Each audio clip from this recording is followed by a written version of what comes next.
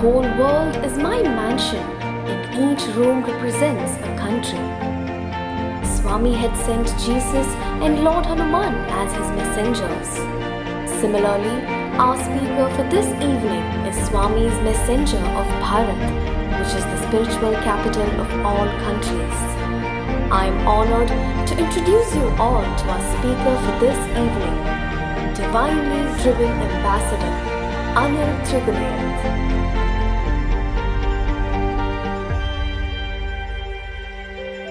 Ambassador Anil Trigunayat, a duty-bound career diplomat, has served in the Indian missions in Côte d'Ivoire, Bangladesh, Mongolia, USA, Russia, Sweden, and Nigeria.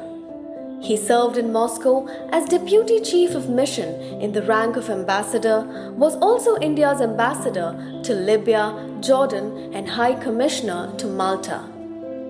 During his terms in Nigeria and Libya, he was actively engaged in conflict management and providing assistance to scores of stranded Indians during the trying times. With an unparalleled stint for over 3 decades, a divine instrument that he is, he superannuated in 2016 and continues to selflessly serve extensively for our country, dedicating his efforts towards nation building. Ambassador Trigunayat is a regular contributor and commentator on foreign economic policy and education interfaith dialogue related issues. His economic diplomacy and engagement for attracting investments and enhancing exports were key drivers, especially in West Asia, Africa, Russia, and managing India's interests in conflict zones, which are also his special areas of expertise. He is associated with several think tanks and chambers of commerce and has published papers in books and periodicals. He is also a TEDx speaker. Ambassador Trigunayat is a postgraduate in physics from the Agra University and studied Russian history, culture and language at the Jawaharlal Nehru University, New Delhi. As a visiting fellow, he conducted research work on WTO and regional trading blocs at the prestigious Oxford University. Ambassador Anil Trigunayat is a distinguished fellow and head of West Asia Experts Group at the Vivekananda International Foundation, a member of Governing Council, a member of Raisina House, a member of Usanis Foundation, a member of Indian Forum for Public Diplomacy, a member of Future Billionaire International Network and the India-Japan Foundation, a visiting fellow and advisor at the Asian Institute of Diplomacy and International Affairs, a visiting fellow and advisor at Nepal Institute for International Cooperation and Engagement, the secretary of Association of Indian Diplomats. He currently is the president of MIICCIA Chamber of Commerce, Industry and Agriculture, joined the International Advisory Council of the Confederation of Indian Industries, is on the board of advisors of BRICS Chamber of Commerce and Asia-Africa Chamber of Commerce, is an honorary member International Trade Council Brussels, joined the National Cooperatives Development Corporation as Advisor International, is the co-president of Disaster Management and Rural Development Society, is the member of All India Management Association, is the member of Oxford Cambridge Society of India, serves on the board of advisors at Peaceful Mind Foundation and Confederation of Education Excellence, New Delhi, is the Peace Ambassador closely associated with the interfaith dialogue, peace and harmony efforts in the society, especially through the Unity Dialogue by Unity Earth, is associated with World Congress of Religions, Kazakhstan. Brothers and sisters, please put your hands together for the divinely driven ambassador, Anil Trigunayat. Om Sairam. I'm indeed grateful for this very kind introduction that you have prepared. It is for the first time that I'm seeing so many things put together so beautifully. I'm indeed grateful to you. Honorable Shri Nimish Pandyaji, All India President, Dr. Gopi Krishna Pidattalaji, the convener of Sri Sathya Sai National Leadership Program for Self-Transformation, distinguished invitees, esteemed faculty, and above all, my dear young friends. Thank you for inviting me to share some of my thoughts on this esteemed platform, which seeks to imbibe in our young friends a value-based leadership. I am happy and honored to be with you, especially as my dear friend, Ambassador Ramesh Chandra, enhanced my curiosity even more while mentioning your spiritual enterprise, Satsangatve Nissangatvam. It is always a great pleasure to interact with the youth. I was still wondering what should I talk to you, since I believe that about the foreign service, life and career, and challenges of diplomats, some of my distinguished colleagues have already shared their impeccable pearls of wisdom. So I thought somehow I should try to knit together my thoughts to talk about public diplomacy and spirituality and share my experiences and how it has played out, starting from my very first posting abroad in Côte d'Ivoire, which Ivory Coast, to my last one in Jordan. Also, allow me to share some of my experiences with Sathya Sai Baba and His grace. Frankly, I am aware of my limitations when I would broach about spirituality, which will be like bringing coal to Newcastle. You all can probably write the magnum opuses in that context. But I believe that spirituality is a very individualistic journey and conviction, yet with a universal expense. When we say Sarv Mangal Mangalye, Sarvat Sadhike, or Sarve Bhavanthu Sukhino, Sarve Santu Niramaya, we bring the unison of Atman with Brahman. We venture effortlessly into the domain of Vasudhaiva Kutumbakam. I am talking about this as it is a highly topical issue in the wake of COVID-19 pandemic, from which all of us and the whole world is suffering. I know it is not that easy to listen to someone piping his own music for a long time. So even though our interaction is slated for about 90 minutes, I shall try to speak for about 30-35 minutes and look forward to your questions, which I may or may not be able to answer. I remember then when I was writing my civil services exam, and I went for my English essays paper, I was surprised to see one topic. The topic's title was Exporting Gurus, which intrigued me. There were many others which were somewhat familiar, but while sitting in the hall, I was waiting for 10-15 minutes, and I could not take my eyes off, and I thought, let me try to attempt this one. It was a bit dangerous, because you never prepare for such subjects. They simply come out of your chintan. I don't remember now what I wrote, but I got reasonably good marks, so it may have been okay. But nowadays, we talk of becoming Vishwagurus.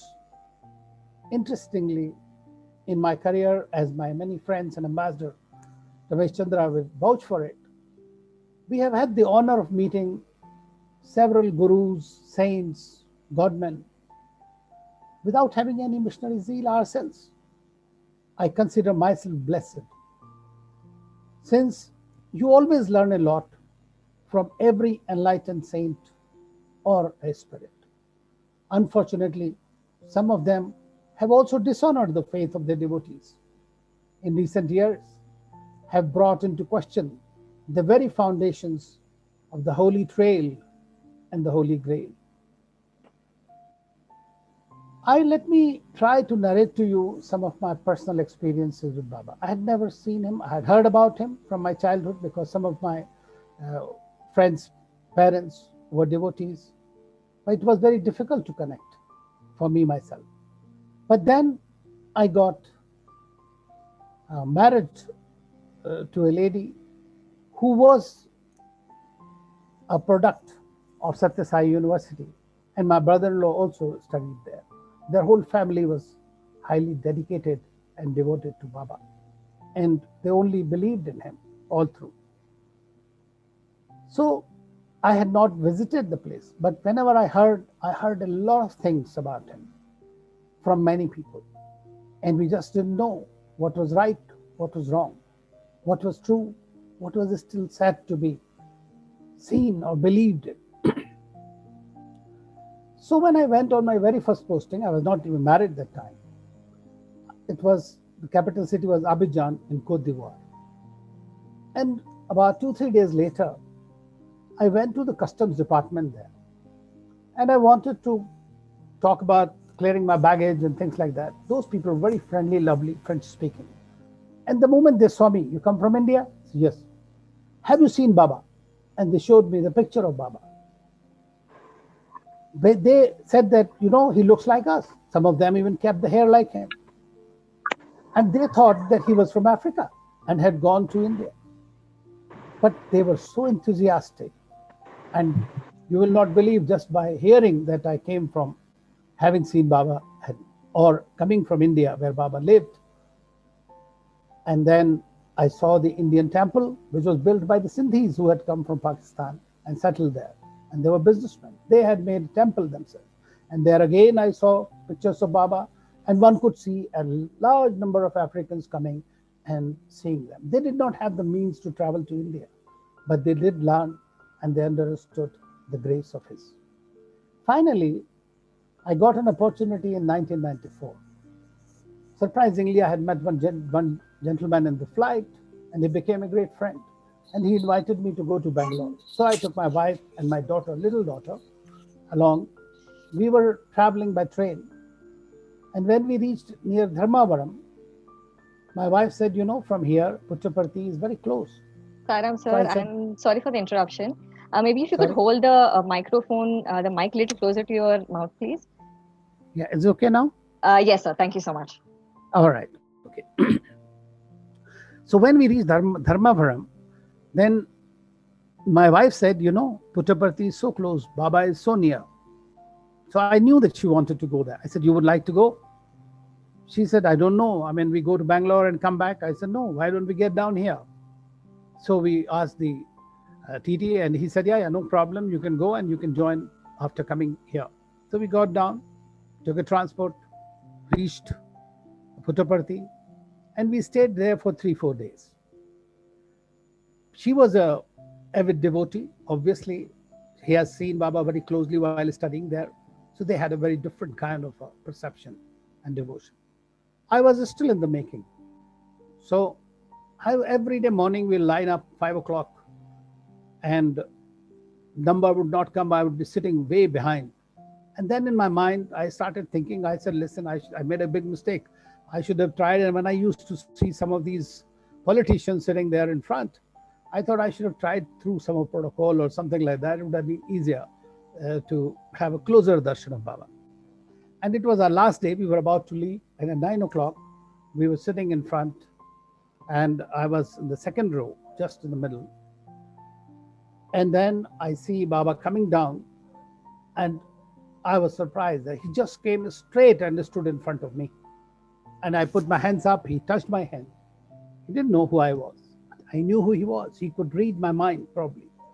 And that was something. One could dismiss it as coincidence, but it can't be. It is a very rare kind of a coincidence which you always remember forever. Then again, when I was posted in Nigeria, there were a lot of devotees there. And one day I got a call from Mr. Mehta that, Baba has blessed our home. We have vibhuti all over. We don't know what to do with it. So I said, oh, yeah, let's go and see that. So I went there and I was surprised. It was beautifully decorated with Baba's vibhuti all over there, the smell, the beauty, and it was peace all around. So this is something very, very amazing and very, very personal. Likewise, when we were in Sweden, now Dr. Sanjeevi Karani, who's here at your Sathya Sai University as the Vice Chancellor, was the first man I met when he was very much involved in promoting the love and message of Baba there. So everywhere, wherever I went, I had found people who devoted, dedicated. Like the most interesting thing was for me when I was traveling from Rome to Delhi, and the person sitting next to me was a doctor from Argentina. And I asked him, I said, where are you going? He said, I'm going to Sathya Sai Baba. I said, what for? He said, I'm a doctor. Every year I come for a month. I try to give my service in the hospital there. That is what the people need. And what has been done, the transformation in that area is simply amazing. So when I was thinking about the topic to talk to you, I was thinking we all indulge in public diplomacy. That is a very, very important dimension of our work. But public diplomacy needs to come with certain kind of a spirituality. And that is extremely important because they impact on each other. They come with those intrinsic values of society, a culture, a heritage. And they impact and sustain one another, provided we look at them in a broader and more deeper context. So therefore, how would one define the spirituality? Not for you. I mean, you all know what spirituality is. But for this purpose, let us look at it in the way that spirituality probably is a broader concept with room for many perspectives. In general, it includes a sense of connection to something bigger than ourselves. And it typically involves a search for meaning in life. It's a quality of being concerned with the human spirit or soul as opposed to material or physical things. And that is something that blends very well into the thinking of public diplomacy. What public diplomacy is, as if you go by the Britannica's definition, it says, and it is also called the people's diplomacy, as you know, that any of various government-sponsored activities which are aimed at communicating directly with foreign public. It includes all official efforts to convince the targeted sectors of foreign opinion to support or tolerate a government's strategic objectives. Nowadays, it has also emerged as new public diplomacy, which means it has to be mutually beneficial for both. It is not only the part of soft power, but a more comprehensive smart power matrix. So the public diplomacy uses a web of mechanisms through which the diplomats and the country's foreign policy positions are transmitted to its target audiences. This word public diplomacy actually was devised in recent times by an American diplomat, Edmund Guillaume, in 1965. And he saw it a dimensions of international relations beyond traditional diplomacy. The cultivation of governments of public opinion in other countries. That's the essence of it. Indian diplomats, however, rightly maintain that public diplomacy has to do with both foreign and domestic audiences, because foreign policy is not only serving India's interest abroad, but is also a projection of your domestic policies. So predominance of media narratives and the speed of communication has made the life rather difficult these days for conducting diplomacy in a very narrow sense of the term, because you know that this is something called as tyranny of deadlines, impact of the ticker, breaking news, social media onslaught. They have made the lives of diplomats a little more challenging, I would say. In India, we also are blessed with a great heritage and benefit of hindsight, even in public policy domain. Now, Indian public diplomacy, if you know, goes back to the days of Chanakya, who advocated the quality of listening as one of the most important attributes of an ideal king.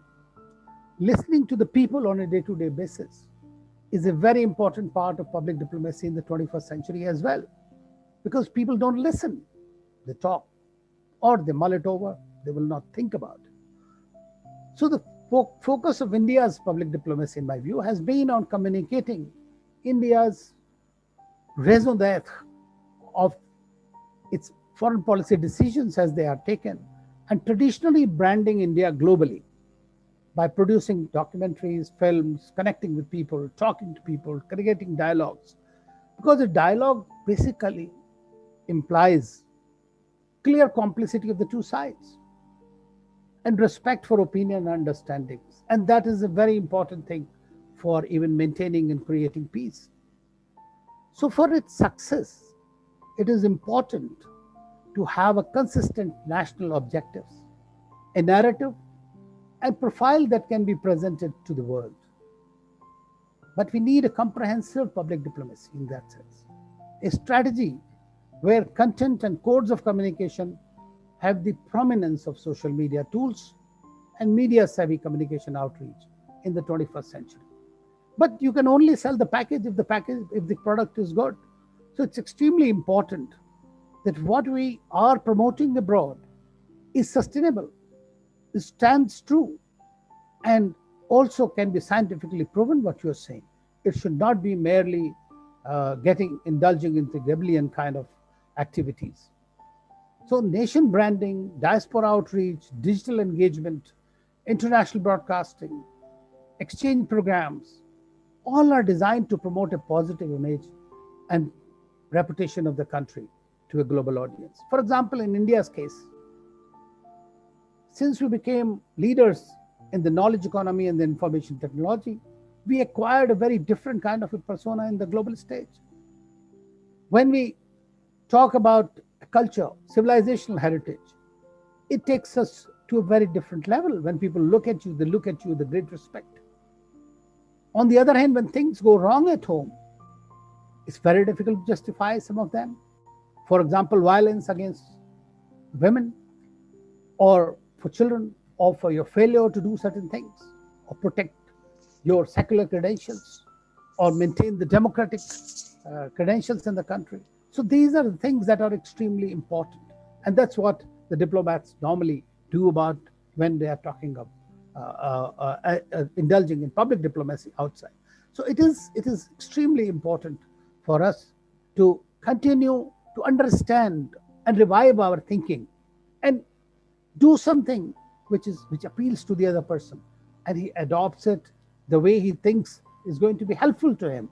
And that's the key to the success of public diplomacy. And that comes with the sheen of the spirituality in you, a spirituality in the message that you're going to communicate to other person, which does not seek to extract anything, but seeks to give to the people. The benefits come out automatically from whatever you do. Now, prominent personalities play a great role. In India's case, again, we have been very blessed. We had Mahatma Gandhi, who was like, he's a brand for India. But when you see violence in India, obviously, people think that whether we still follow the Gandhian principles. So it is extremely important to practice what we preach. So that is what is extremely important, because Mahatma Gandhi also showed that you could win an argument and impose your will by peaceful means. And in this troubled world, that is an example to be followed. His name became synonymous with India and Indians. Then, we go to Chicago Conference in 1893, where for the first time, we saw Swami Vivekananda speaking indefinitely, communicating the message of India, the beauty of India, the chaste thoughts of India, starting from zero to many other intrinsic philosophical things. And people had never heard the word sisters and brothers of America. So that is something that made us stand apart. That becomes a tool of our public diplomacy when we are talking. When he said, Ekam Sat Vipra Bahuda Vadanti, it allows the space for every idea, every thought, every religion to prosper and move forward and contribute to the integral growth of the nation. And that's what India is all about.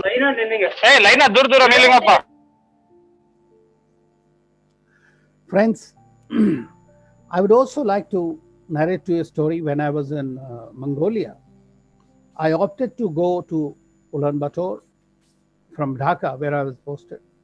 And my boss, who became the foreign secretary later, was unhappy about the choice. He said, who goes to Mongolia? I went there because I heard that there was a politico-religious leader in Rinpoche Kushak Bakula had taken over. So I thought that working under him as his number two would give me the kind of experience that you can never have. So I would like to share with you, when we went there, and he was a very well-known leader from Ladakh, a religious spiritual leader. He had even taught Dalai Lama, and he was posted there. And I must share this small thing with you, is because he was asking for autonomy for Ladakh, which has come now after so many years when he's not there anymore. But since the Indian government at that time thought that, he was trying to create a little problem, let us send him to some place as ambassador. So he went there. And as you know, Mongolia was under the Soviet occupation at that time, not occupation, this is Soviet influence. And there was no respect for religion, or religion was treated as opiate of masses. But the country was basically Buddhist. And they still had a monastery, which was there, Gandan Monastery. So when ambassador arrived there, he was treated, and his reputation followed because he is a Buddhist monk. And when he reached there in his late 70s, you'll be surprised that the people really thought that the hope has come for them, because they were going through from a communist kind of a system to a democratic system. But transition is always very painful. And at that time, he became the healer for the people. You will not believe, but in front of our embassy, we sometimes used to have miles-long queue for his darshan. And he always did. He helped revive Buddhism in the country once again. And the British and the American ambassadors used to often tell me that, Anil, the Indian government has done a coup in this country. And really, that is what he did, was brought about such a thing about India. And today, Indians are loved in that country, probably one of the few countries where Indians are loved. Similarly, India has emerged as a first responder in our neighborhood or anywhere else. Wherever there is a need, the Indian philosophy is such of assisting people, looking after people, whether they are Indians or anywhere else. When I was in Libya, we had to evacuate people from virtual war zones where people are fighting. And we had to, when we went to evacuate, there were South Asians from Pakistan, from Bangladesh and Sri Lanka. We did not discriminate between them. We picked out everyone and brought them out. Safety to safety. This is what India is all about. And that's what the India's outreach in the world is recognized as. The most recent thing I would like to say is, which is often being talked about, and that is the medicine diplomacy of India, or often called vaccine maitri or vaccine diplomacy of India. When this pandemic occurred, no country in the world was prepared for it. Most countries became closed. Their health structure, infrastructure was not up to the mark. They were all suffering, whether it was from the United States down to the smallest and the poorest nation around. Everybody was suffering all through, and they didn't know what to do with it. At that time, a country like India rose to the occasion and supplied the medicines what were required, sent healthcare workers, doctors, even though our own needs were tremendous. But that's what it is all about. So India became a harbinger of hope, in my view, for a large number of countries. When we sent some medicines to Brazil, President Bolsonaro said, call them as Sanjeevani from India, life-saving drugs. Every nation, every country in the world. Today we might see the politicians talking all kinds of differing opinions, and you are always wiser in the hindsight. But imagine those who can help us are helping us. They rose to the occasion. They're all providing what we needed. We will come back again. We have not said that we are going to stop what we have. We are the vaccine hub of the world. We are the pharmacy of the world. But we live in an interdependent world. When you have a country that turns rogue in certain respects, then the supply chains are disrupted, and then you have the problems. So that's where your soft power, your helping attitude, your non-neocolonialist approach tends to give you the kind of mileage and the kind of power, I would say, in a way, positive sense of the term, soft power, which will reap you benefits in due course without even asking for it. When I was in Mongolia, we had only 2 scholarships available for Mongolians to come to India. My ambassador, since he was only writing to Prime Minister and Foreign Minister, we were able to get an open-ended. And that's when there was every time large number of Mongolians were trained in modern India. They saw it. Large number of Africans have been trained in India. We provide assistance to about 161 countries under the capacity building assistance and all kinds of project assistance to Africa and everywhere else. When I went to Latvia, I was accredited there. The foreign secretary of Latvia told me, any room you go in the foreign office, you will find an India-trained diplomat. And that is where, that's your strength. And that's what you can encash for mutual benefit. That is extremely important. Another dimension of our soft power or the public diplomacy is also the Bollywood or the Indian film industry or Indian drama series. They all connect so well with the masses because they are situations of the heart. They are coming from your heart, most of the messages. People connect with each other. After all, at the end of the day, all people are similar. They have the same kind of feelings, even if we have cultural differences one or the other. I have seen it across the spectrum, across the board, everywhere else. So look at Afghanistan. It was a war-torn country. But they still believe that India, the Indians are still liked the most people there. They loved Indian films.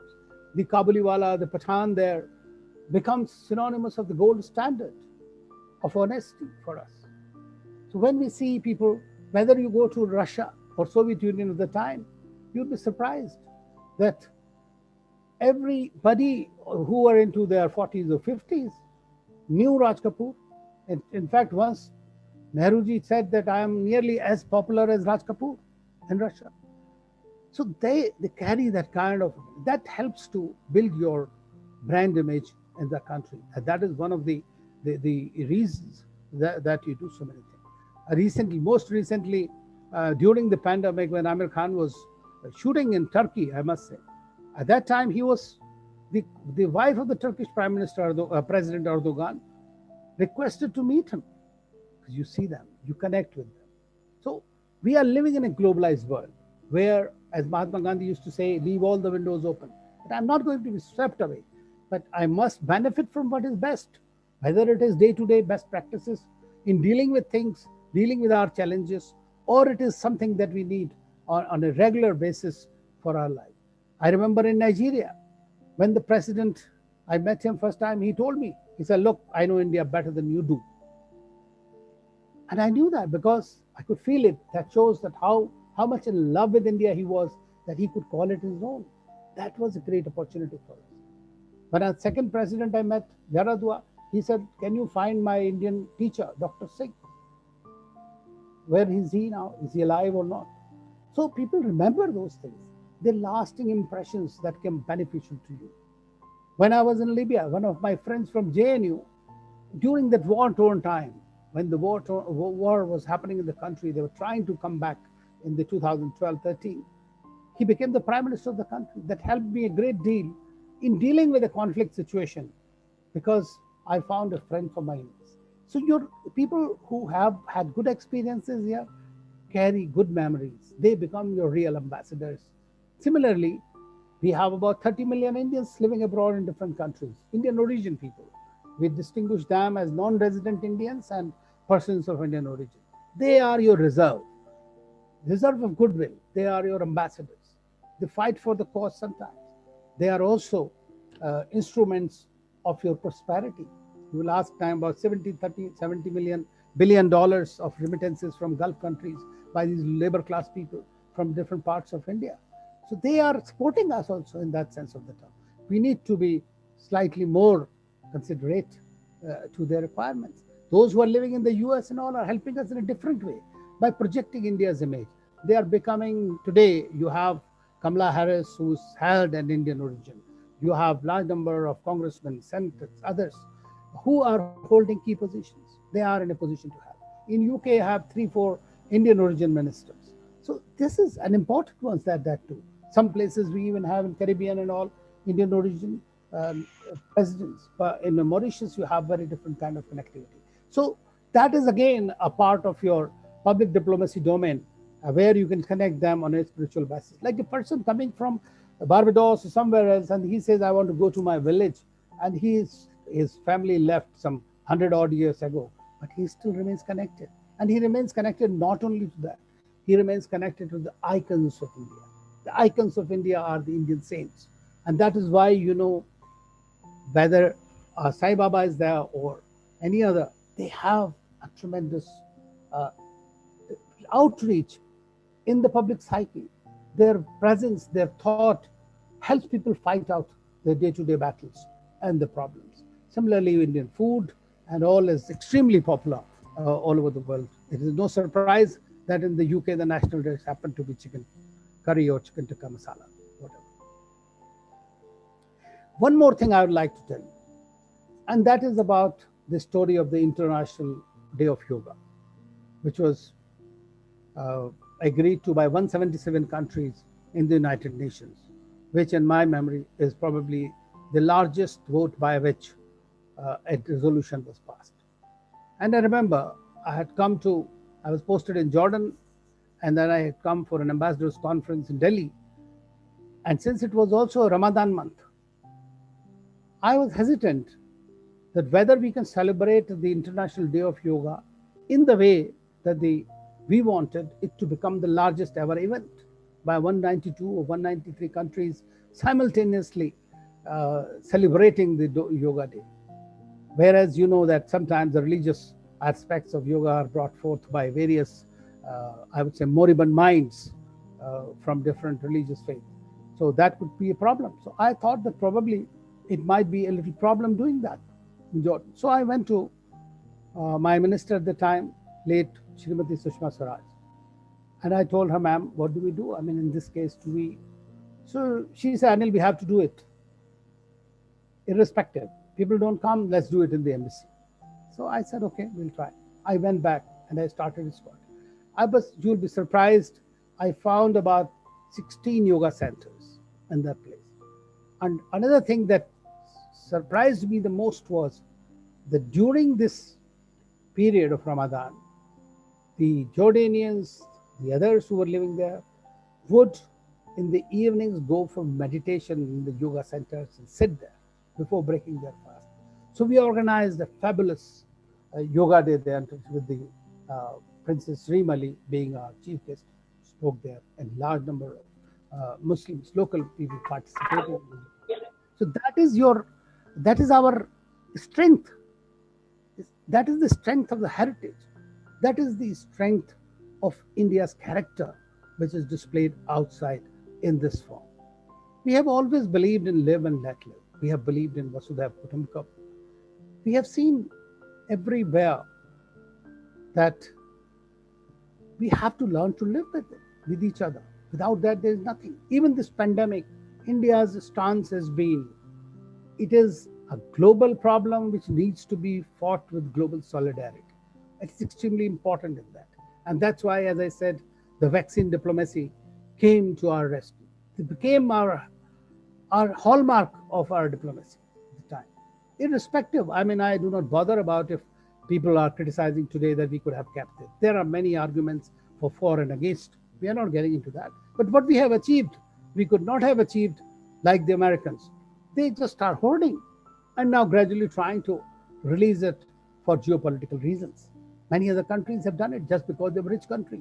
But a country with a developing paradigm in India, a country like India, not only supported its neighbors because virus would not know any boundary walls. We learned this long ago when we agreed with the Chinese to have these 5 principles of Panchashila. They are identical whether in politics, diplomacy, or in spirituality. Mutual respect for each other's territorial integrity and sovereignty. You can extrapolate it to the individuals. Mutual non-aggression. Which religion teaches you to kill? Mutual non-interference in each other's internal affairs. Let us grow within. I'm not going to impose my thoughts on you. Equality and mutual benefit and the peaceful coexistence. That is the mantra of happiness.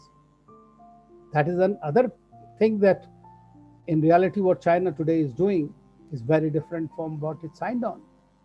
But that is for them to see. They are also an ancient civilization. We cannot say. But international relations is an exercise in which we have to forge convergences and manage whatever divergences. This is also the idea that the current External Affairs Minister also carries forth. We can produce by doing good, by being friendlier. That is the basic job. You produce allies. Or if you are going to be indulging in something very opposite, you will be creating conflicts and enemies, which mean unnecessarily you will be frittering away your energies. But when a situation comes that you have to confront the aggressor, you have to do that. That time, that is your duty, and that is something that you have to do.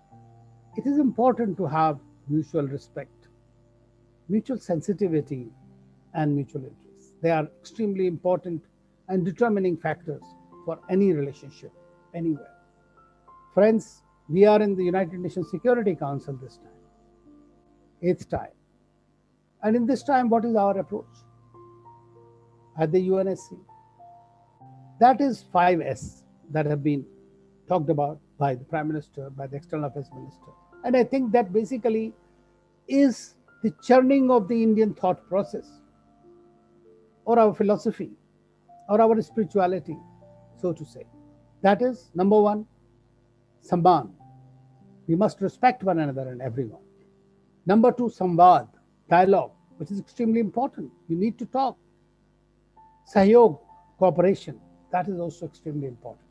Shanti, peace, to create conditions for universal samriddhi, that is prosperity. That is extremely important. So people are going to judge us by our ability to understand and appreciate them. Openness, humility, empathy go a long way in diplomacy. There was a French-born American historian, Jacques Barzun, who said, to see ourselves as others see us is a very rare and remarkable quality. However, in international relations, it is even rarer and more useful if you can see others as they see themselves. And that's when the real communication follows. If you see them in their perspective, that is what is extremely important. My young friends, before I close, I would like to recall one of Baba's sayings. That could be harbinger of your intellectuality, spirituality, and your cause of service to humanity. He says, and I quote, "We sow the seed of thought and reap the fruit of action. We sow the seed of action and reap the fruit of nature. We sow the seed of nature, we reap the fruit of character. We sow the seed of character and reap the fruit of destiny. It is evident from this that our destiny rests on our thoughts. For man's rise and for man's fall, the thoughts are the cause. The man who takes the sword shall perish by it. The man who wounds another will be wounded in turn. The man who abuses another will be abused in return. As is the thought, so is the consequence." Quotes close. So I would like to close by saying that public diplomacy is more susceptible and sensitive, connecting bridge for achieving mutually beneficial ends, even though each one has its own salience to it. I'm once again very grateful to you for inviting me today and to be able to share some of my thoughts with you. And I wish you all the very best. Sairam.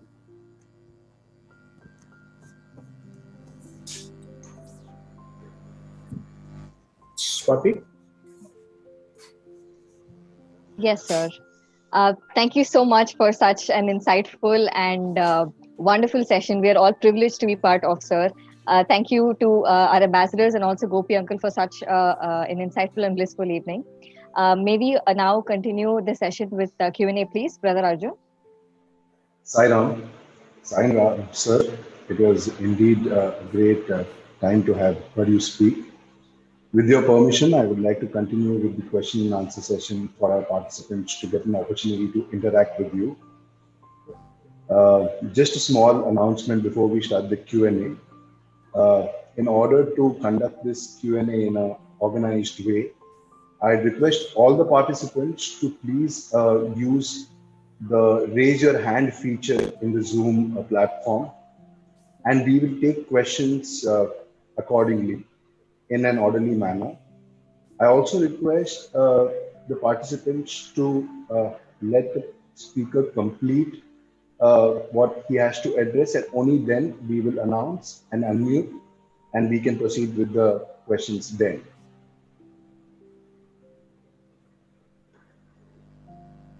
You all can now raise your hands on the platform and we'll start taking questions accordingly. First, we have Dr. Shravya. Sairam sir, am I audible? You can come on camera, please. When you're asking the question, you could come on camera. 1 second, sir.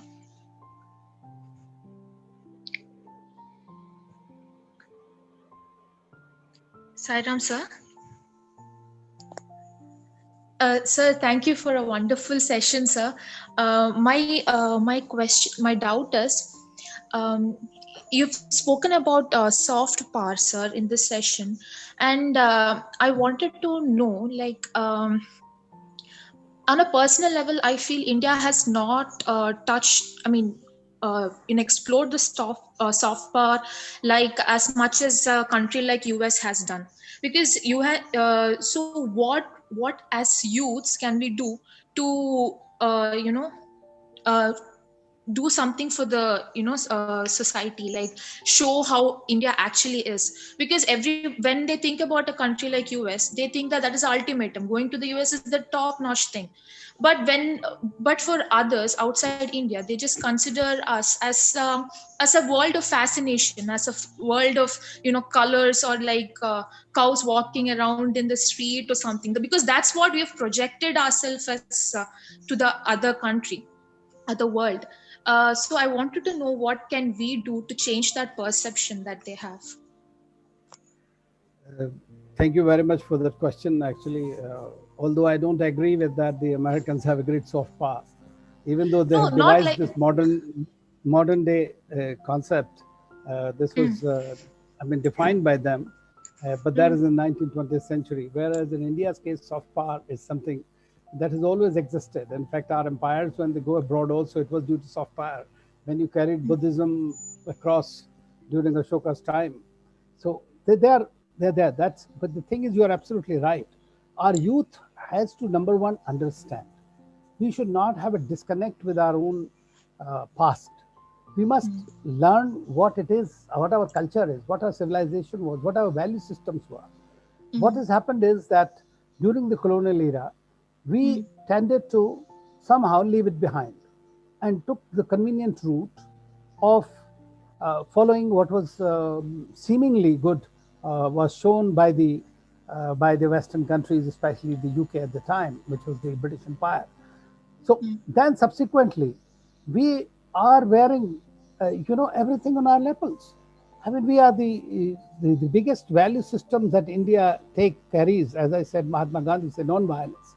Which other country with this kind of a non-violent route has won its freedom from the most powerful empire? That is yoga. Yoga, I mentioned to you about. That is something that is everywhere. Whenever it is connected, it's connected with India. Culture, different facets of culture. That is what is India known for. Now, the cows walking on the streets, these are the Western narratives. It is not the Indian narrative. It's our problem. That we have not been able to communicate. I mean, zeros to numbers. I'm not going to go back to 3,000, 4,000 years ago when what we were. Every civilization also goes through a churn. It also goes through a cyclical movement, but it is for the people. It is for the youth. So we should not disconnect ourselves. Number one, as you said, what youth can do. The youth can, number one, take pride in India. Take what India is and try to remove what are the irritants for us, which as an individual you feel that should not be there. Because what as an individual you feel, honestly, I mean, I'm not saying from a political perspective, honestly, if you think something is not correct.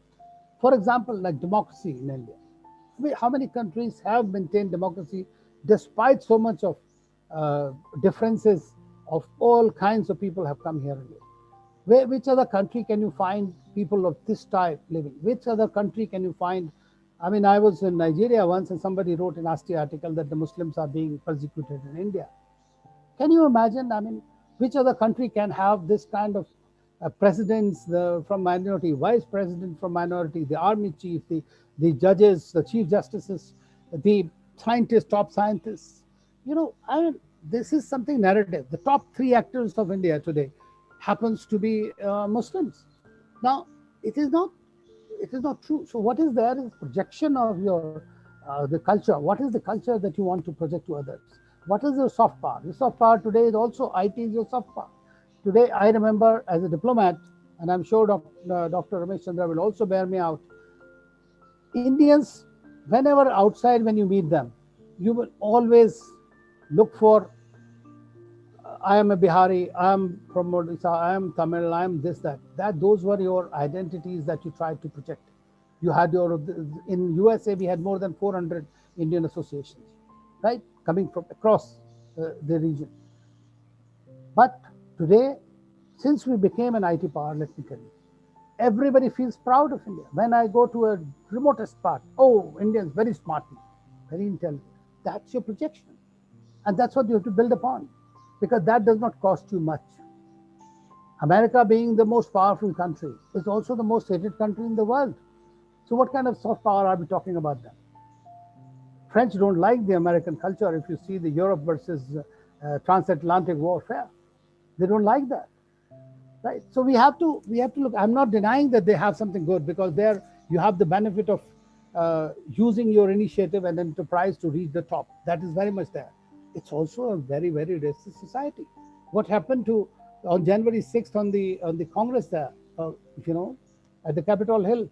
Do you think that behoves well for the American democracy? Till today, they are not even ready to investigate into the matter. It was defeated in the Senate. So I don't think anywhere in the world, we all want to go to America. I have lived there and I have seen what it is. But at the same time, I would disagree to that extent. But we must accept what is best in them. That's why that a country is so rich. That's why it's so advanced. That is something that we can do. Can we catch up now? We should try to catch up. Get the best from everywhere we can. But we have much more than them. That is our characteristic, our resilience of character. That is the most important thing and that's precisely, you know, tolerance is not a positive word. It is actually a negative word. But coexistence is. And we have all kinds of people. From anywhere in the world, wherever they were persecuted, they came to India. Islam came to India before it went to the Arab world. Christianity came to India before it went to Europe. So what we are looking at is India's, I'm not saying everything good in India. We have had our own problems. We have our problems today.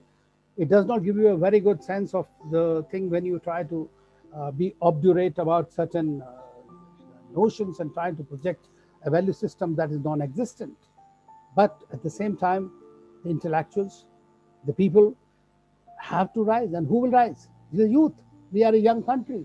70+% is the people who are 35%, 30 years old. So it's in your hands today. What kind of a narrative you want to build about India? But we have enough to project. That is for sure. Maybe we are not able to do that much, but I think we are trying. Yes, sir. Dr. AVS wanted to say something. Dr. AVS wanted to say something. Yes, we will have only one question per participant, please. Please don't have subsequent questions on that. Dr. AVS, you wanted to just add to what Dr. Ambassador Anil had said. Loving Sairams, it is such a pleasure seeing Ambassador Anil Trigunayat. From his resume and profile, you would have seen how dynamic he continues to be even at the young age of 65. And a senior colleague of mine in the Foreign Service tribe. We are deeply grateful to you, Ambassador Trigunayat, for agreeing to address the youngsters. I was just eager to intervene when our sister referred to India of the snake charmers and those with long and unruly hair, referring to the saints and the sadhus. Correct. This was the kind of impression until about 40 years ago. But me and Ambassador Trigunayat have seen over the past 3 decades a very, very drastically changing impression about India all over the world, and not just in the United States or in the United Kingdom or in Europe, as it were. Ever since the Indian economic system opened itself up, around the time that I and Anil joined the Foreign Service, we had to sell gold and our SDRs to be able to service our debt. From that position onwards, we have come to a stage wherein we donate billions of dollars to the World Bank and to other international economic and financial institutions that are helping the poor and the impoverished. Like Ambassador Anil Trigunayat rightly mentioned, please show me one country on this planet which has helped a second country with vaccines. We were among the first in the world, and we, I think, went on to help out over 140 countries.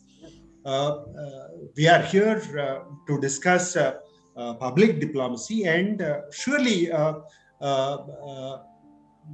the Sai sister who posed the question, do forgive me, I did not get your name, but true, the imagery of India was that of saints and snake charmers, but this was quite some time ago, ma. Today, India is seen as a country to reckon with by those who matter in the world.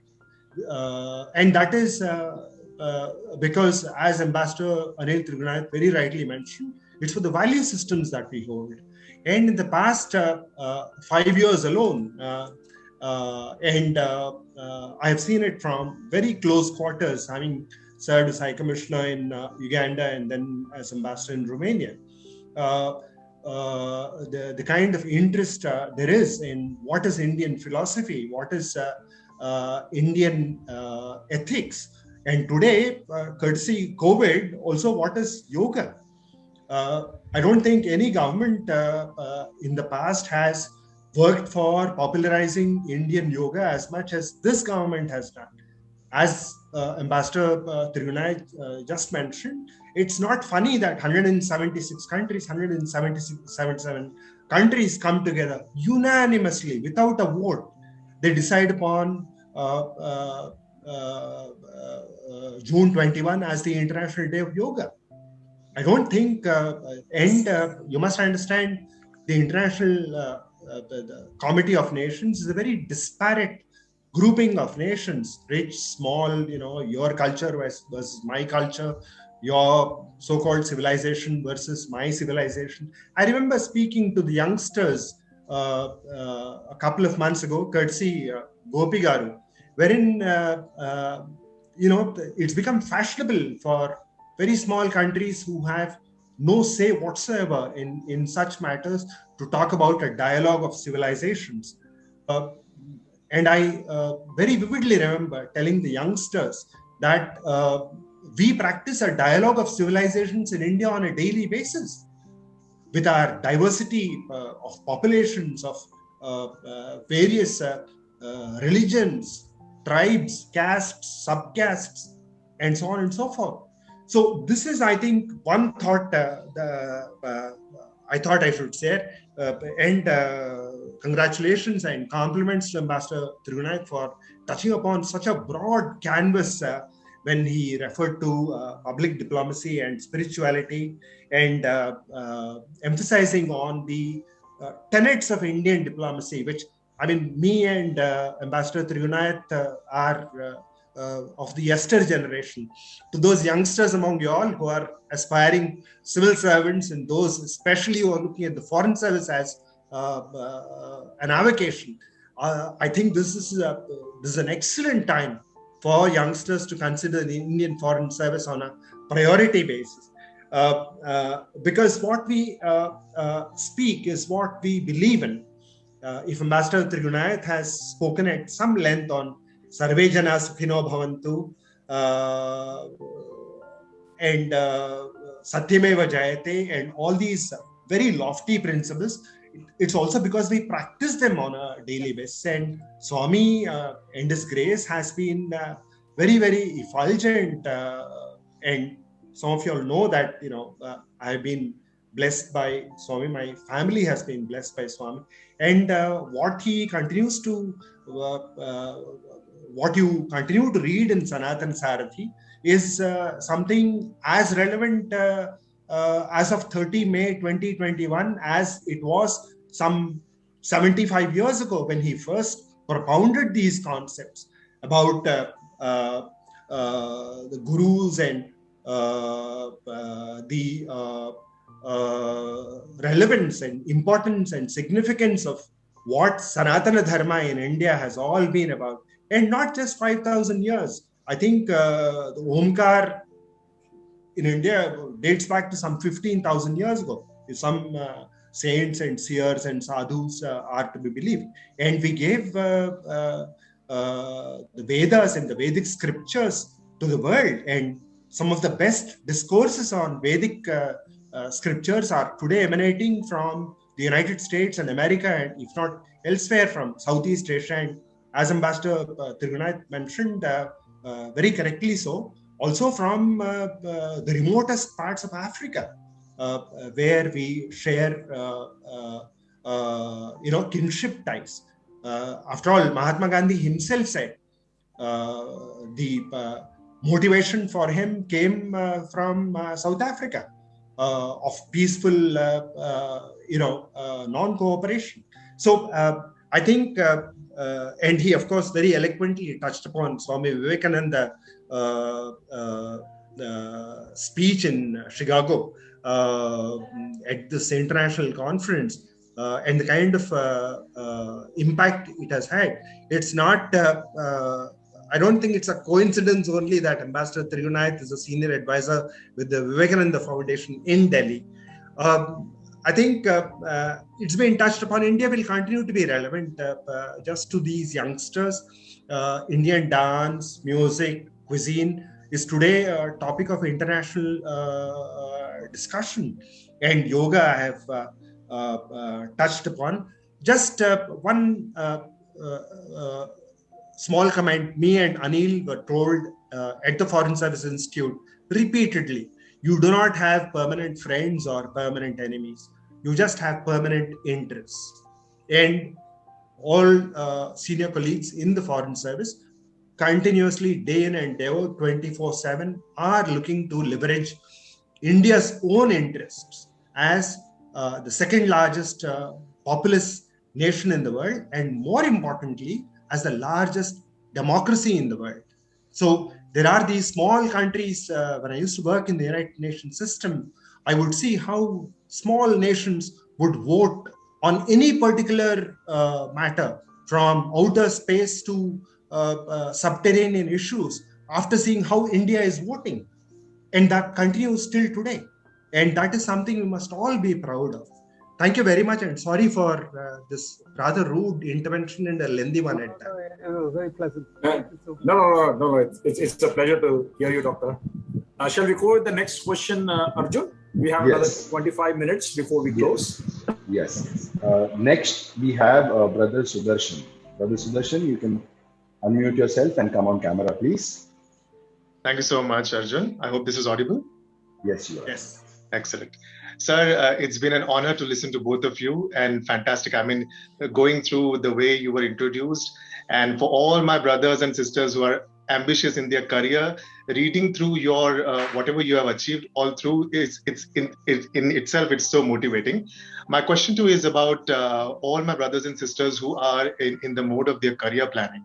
Sir, it's often a common query in most of my young brothers and sisters, which I encounter in most of our Sai Youth meetings, when they choose to build up their careers, and there are often, most of my brothers and sisters who are fed up with the poverty, with the office politics, and the Indian way of workings. And as an escapist route, they often tend to choose for careers which take them abroad. And there are options for immigration and others. And at that point itself, they are struck with Swami's instructions, which say that you must always offer your skill sets for the immediate society, for the betterment of that. Swami says, go in the rural India, work there. And, Sai youths mostly I see are in a dilemma whether to really contribute for mother and motherland, which is greater than heaven, as Swami says, or to go abroad and explore the world and explore all the possibilities. For such youths who are in this career dilemma, what would be your advice, sir? Sure. Thank you very much for that question. If you are asking me about the foreign service, whether to choose an administrative service career or the foreign service in that sense. Ambassador, can I request you to keep the microphone a little closer, please? Yeah, okay. Now it's okay? Perfect. Yeah. So if I can bifurcate the question to two aspects, let me say. One is that whether one should serve in India, help alleviate poverty, help in development, or join the foreign service. Now, in my view, the most important thing is, in which people, those who have studied or have been influenced by the grace of Sai Baba, is that let us not forget, and this is something I keep telling in different places as well, that there is something called service in this whole thing. Whether it is Indian civil service, whether it is Indian foreign service. So the service component of it need not be forgotten. We are not living any longer, because at one time these services were meant for ruling the country, helping the rulers rule the country. Today it is for developing the country. And there is no difference. I think it is just that your domain is different. While you're working in India in the civil services, while in the foreign service you are working abroad for helping India develop. You see, we are talking about foreign direct investment, we are talking about trade, we are talking technology transfer. So all these are very essential things that you can get it from outside, which you don't have it yourself. And that's what your job is, to develop friendships with the country. When we can defeat a war, not the country, but when we can defeat the efforts of war in a country, you are doing great service to your own nation, because your resources can be utilized in a different way, better for the development of the country. So as diplomats, your job is very different. Another part of it, so I personally feel, given a chance again, if I were to, I will again choose foreign service over any other service, because I think that it is possible to do a little more than what you would do here. But at the same time, all services are equal. They all contribute to the nation building, and that should be our goal. And we must define the goal and work. During this pandemic, there are many of the young district magistrates and others who have done amazingly well. Yeah. They have set highest possible standards. Forget about what happened in the country during the second wave. During the second wave, and Dr. Ramesh Chandra knows that this Chahal, our friend in Mumbai, he has set the new model of how to handle the pandemic. So you can do so much. And I keep reading about our young girls and boys who are, just 3 years old in service, 4 years. They have changed the whole system of people. So people look up to you. It is no longer the old Darbar Raj. Today it is, you are in the service of the nation. So wherever you go, with that kind of an attitude, you will shine and you will contribute to the society. Second thing is, if you go abroad to find opportunities, study abroad, live there, contribute to that economy, what are you doing there? At one time, we would call them as brain drain. Today, we call them as brain gain or brain trust. Because today in the top technology companies, whether it is Google or others, you have people of Indian origin who are the CEOs there. That is a great matter of pride for us. And when you are there, Indianness remains in you, irrespective of the fact, whatever nationality you have. And you contribute to the country. You have to be true to the country which has given you that opportunity and help build it. But at the same time, you have to be true to your country, which they do. And invariably, I have seen. I was in New York as a trade commissioner, and I tell you one thing is, during that time, when 1993 and 94, we were having immediately after the economic reforms, we were able to persuade a large number of financial companies, not only the IT companies that had started coming in the 80s, to come to India. And who helped us do that? These were the Indians who were vice president position in different major companies. And they are the ones who helped us get the outreach into their systems. And then they started looking at it very seriously.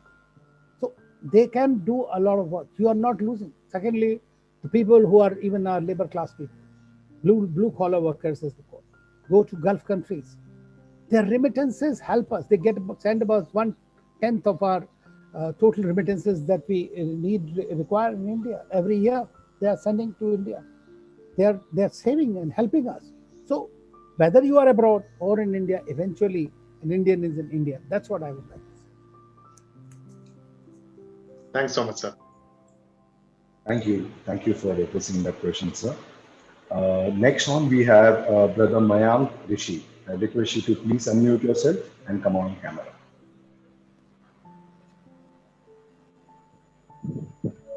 Sairam, sir, it was really a very profound talk by you. Thank you so much for you. My question is a very short one. That is, how can we be diplomatic while speaking the truth, and how can we counter the false narrative? Thank you.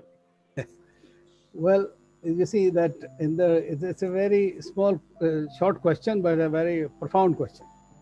There is sometimes you have heard that diplomats are the ones who sent abroad to lie for their country, right? But as I said earlier, you may have listened to that there can be lies, right? But if the product or there is no truth to it, you won't be able to sell it. It's too long. Because we are living in a real world where there is a real-time communication of whatever you're going to say, or even before that. So it is extremely important that whatever you want to say is run by, and there is no, of course, false narratives are very important. I mean, because we have to counter them. And that is also the job of diplomats abroad and within the country, whatever the government is. So false narratives are created. They don't exist. And created for an ulterior motive in a particular country, perhaps by an organization which is against your country. There are, like, for example, if you are in the US, it's a country which is driven basically by interest groups and pressure groups. You hire lobby firms. You pay millions of dollars to them to create a narrative. And very often a narrative is against you. So you have to play the same game with them. While you are talking directly, bilaterally, or otherwise going to these people and telling them what is your position. But very often by simply stating that. Secondly, in that country, that country is also driven by its own national interests. So the most important thing, as Dr. Ramesh Chandra also mentioned, that your national interest is supreme, right? What serves your country the best and the most is the thing that you are going to do there, what you are asked to do. You understand? So that's very important. But I would say it does not start on the false narrative. Very often it happens that sometimes you may not agree with the government's policy, but then you have joined the foreign service or civil services to carry out that policy. You are a neutral person in that regard. You may hold a different view, but that is your personal view.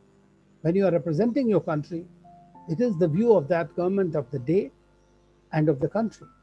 According to that, because they are the ones who are supposed to serve the country or rule the country or provide for the country in that particular period of time. So that's what we do basically. Now, you may call it, okay, it's a false narrative. It cannot be. False narratives don't sell too much. Of course, it's an art. Psyops, we have seen. They work for a time period. You may create some kind of narrative, but in today's age and time, I don't think it's so much easier to carry the false narrative for too long. We see China as an example. Pakistan is an example which can do that. But then they fall flat very often because they're exposed faster. Yeah, if I can just add, if unmute yourself, please. Just one moment, sir. You are on mute now. Yes. Yes. Yeah, it was touched upon, but you can sell your product with good packaging only up to a point. After a point, the product has to speak for itself. The point that Ambassador Trigunayat was trying to make, and I fully endorse that, is that the product called India today, it is abundantly sellable for the value systems that it represents globally. Thank you. Thank you. Thank you so much, both of you. Thank you so much. Next, we have A.S. Anantha. Request you to please unmute yourself and turn on your video.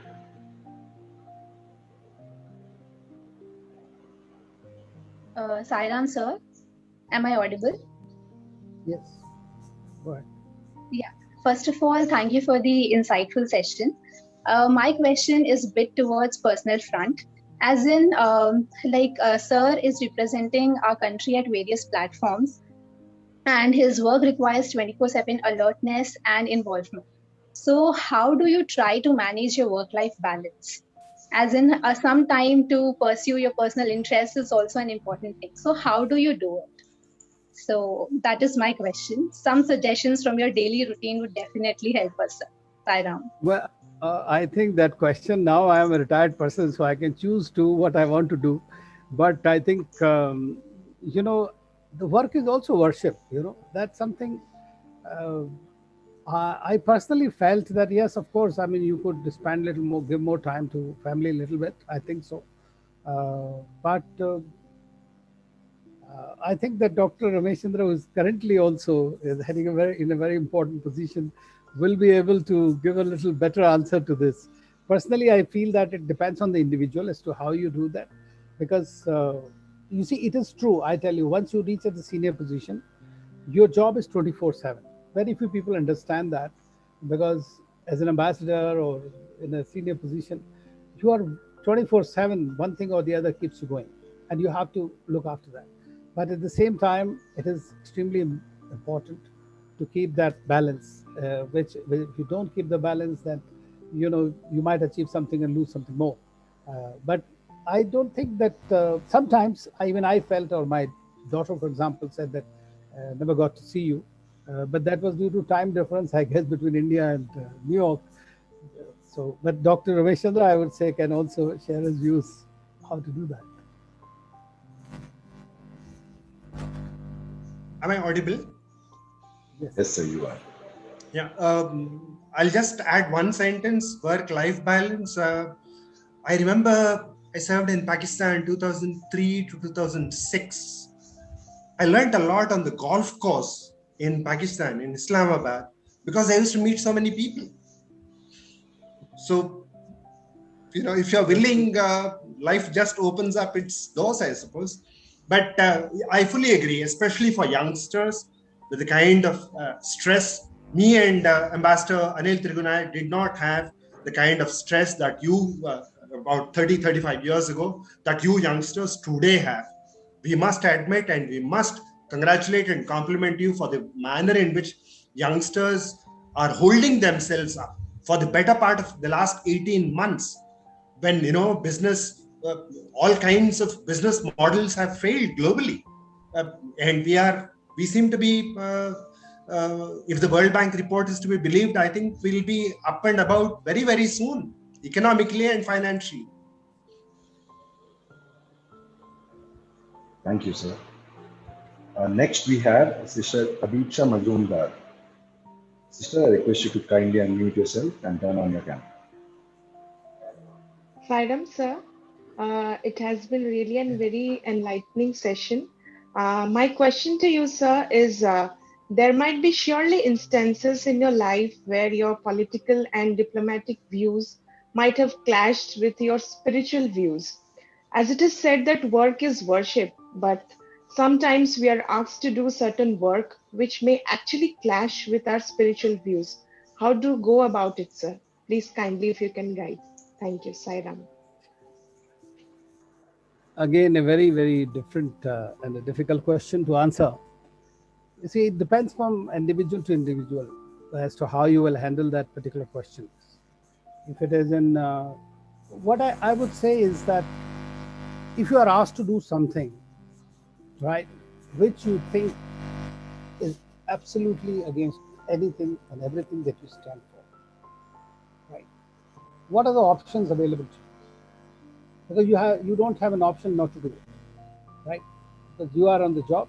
Like it's like if you are on the border, and if your commander says that we are fighting, you got to shoot at that person. Might think, oh, he also has a soul, he has a body.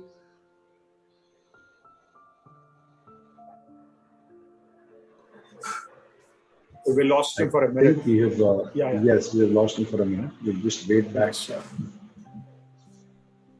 In the meantime, Dr. Ramesh, would you like to answer the question, please? Yeah, can you hear me? Yeah. Yes, yeah. Yeah, no, okay, now it's okay. Sorry. So, it is like that. When you are outside or as a diplomat or in the government, what is your job? Your job is also to advise the government. That is basically the job. I mean, at the senior level or junior level, I mean, you have to put up your front. When something is asked for you to do, before it is conveyed to you, it is very well vetted in the system, right? And then only it is done. Nobody is going to ask you something in your, like for example, let me say, there have been instances where gullible people have done certain things they shouldn't have done, right? It is their own moral judgment in that they have taken the view. And we all know in the government, there was a time when we used to have the former type of ICS officers, right? Because what is creating a problem today is your requirement or that you want to just serve your immediate interest by aligning your interest with politicians. And that is what has undermined the system. Normally, coming back to your question, is it will depend on what you stand for. If it's absolutely morally, it's against your very conviction, then you have two choices: either not to pursue the career, that time, deny it, regret it. But if you are on the job and you have to do something, you have to do it.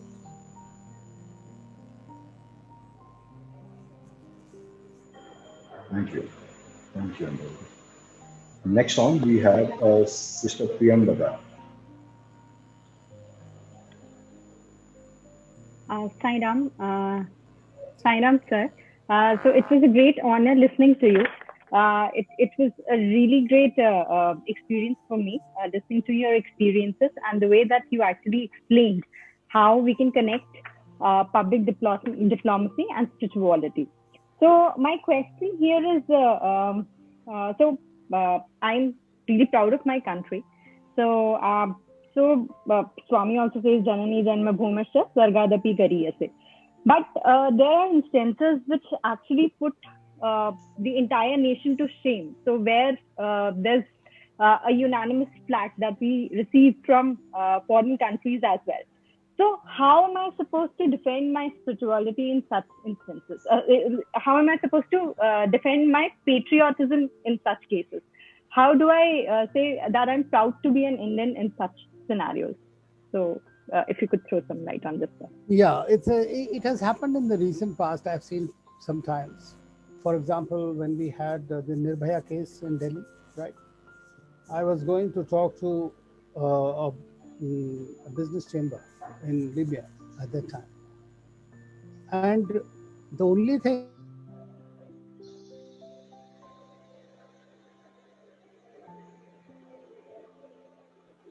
I'm sorry, sir, you're not Yeah, audible. I think we have, yes. He'll come back. I think we've lost, he'll come back. We'll just wait for a few minutes, we'll be back. eternal thing it used to be. But that is what a large number of countries who are, either out of goodwill gesture for you. Sorry, sir. We lost you in between. We lost you for about 30 seconds. You came back, so if you could start once again. Right. All right. Okay. Yeah. No, I'm it's a very good question, because this happened several times in recent past. We have seen it.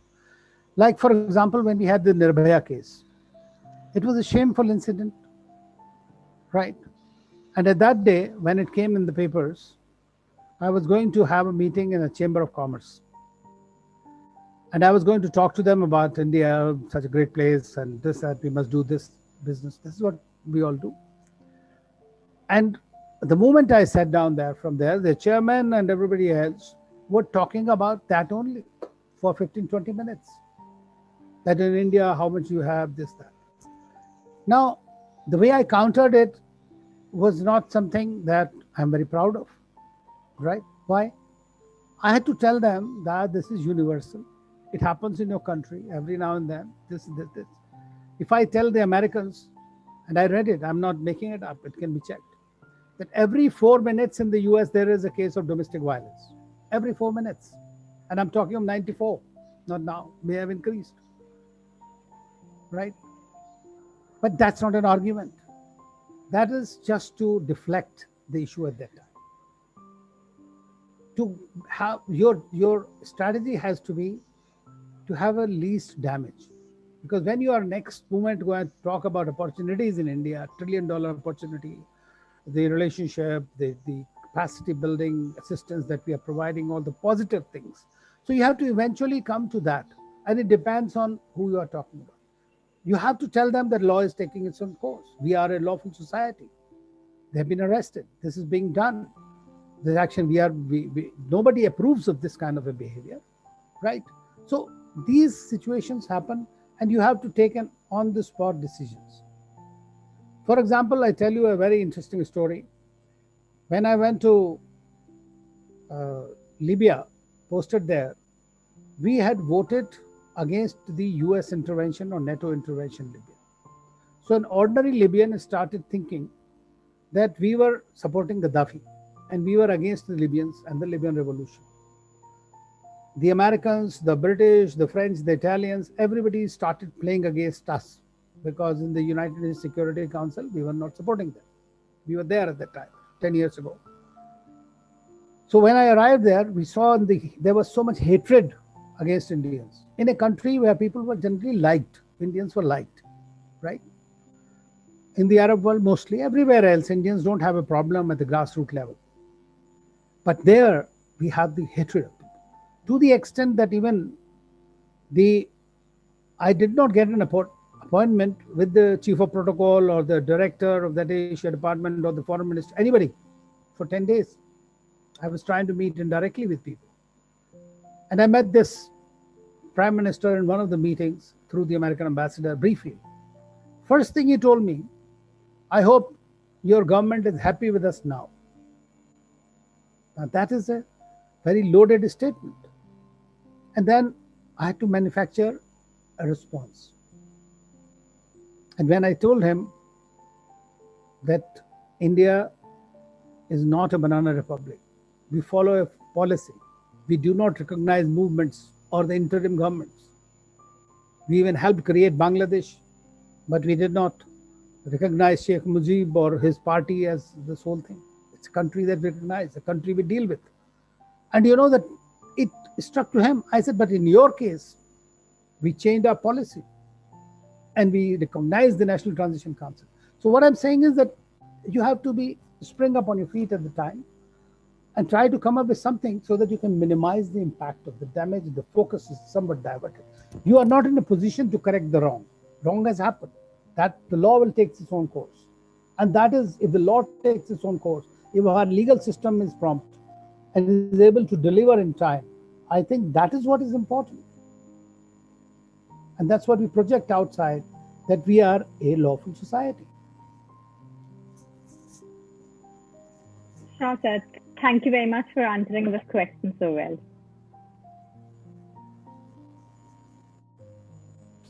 Arjun, you're muted, Arjun. You're on mute. Thank you, sir. Sorry about that. In the interest of time, we'll take one last question, sir. We have Brother Ronak Mistry. I request you, brother, to please unmute yourself and come on camera.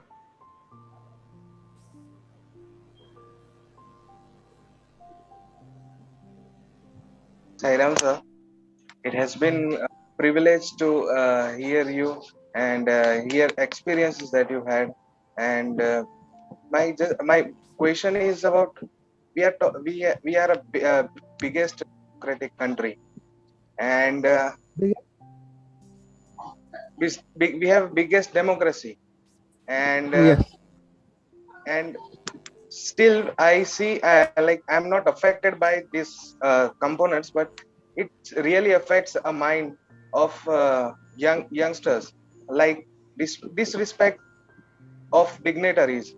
Every now and then we are it is on the social medias we are seeing about the disrespect of our PM sir or any other very respected persons, and we have also suffered, like in some institutions we have to face the bribes, because without bribes there are some work which are not completed.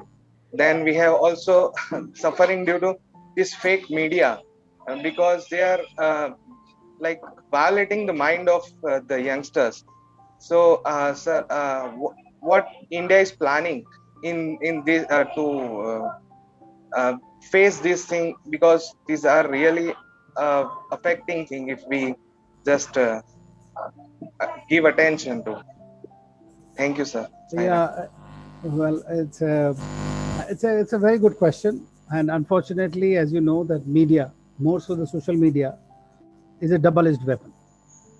And personally, you know, I believe in one thing, that when you are in the public domain or in the public service or in the public eye, criticism, hopefully the constructive criticism, is a given.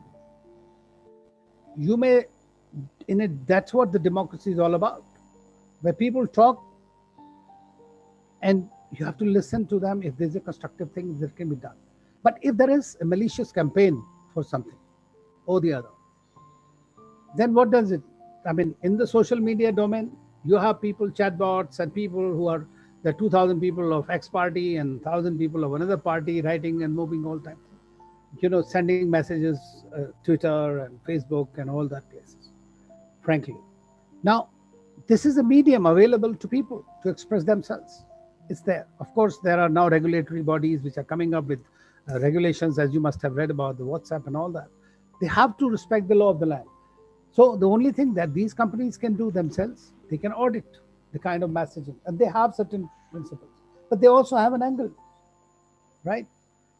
I tell you, when I was in New York, we had a problem with the media, and once they developed, I won't go into this detail because I have another TV interview in about 15 minutes, so I'll have to really. So the fellow, the foreign editor of Boston Globe told me, he said, Anil, good news is no news. Friction is the news. So all these channels, all these places, nobody will watch them if there's no little gossip, no little problem. But of course, the character assassination, there are provisions in the law. You can take recourse to the law. And the other thing, I mean, I don't know how many of you know Hindi. Politicians generally take it like this. Badnaam na honge to kya naam na hoga? So what I'm saying is that this is, I would say, is the danger of being in the public life. Because see, when something goes good, you take credit for it, right? Like we are all used to it. When something goes in bilateral relations with the country, the ambassador writes a very nice letter telling the minister, I've done so and so, so and so. Why not? If something goes wrong, who will take the credit for it? This is a question you must think about. I may love XYZ, right? People talk about Mahatma Gandhi. People talk about all the dignitaries and celebrities it's not possible for every thinking individual to fall in line with your view. And that is the beauty of India. Shastrarth, what was it?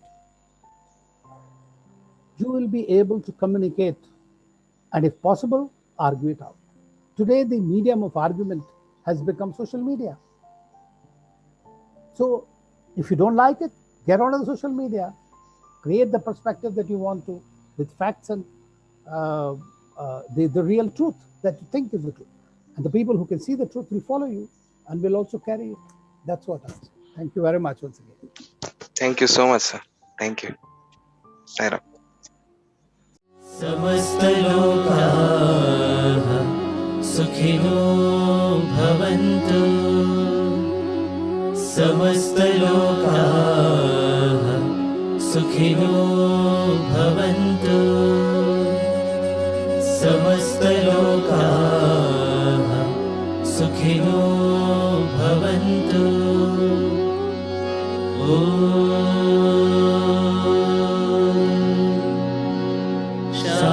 Shanti, Shanti, Shanti.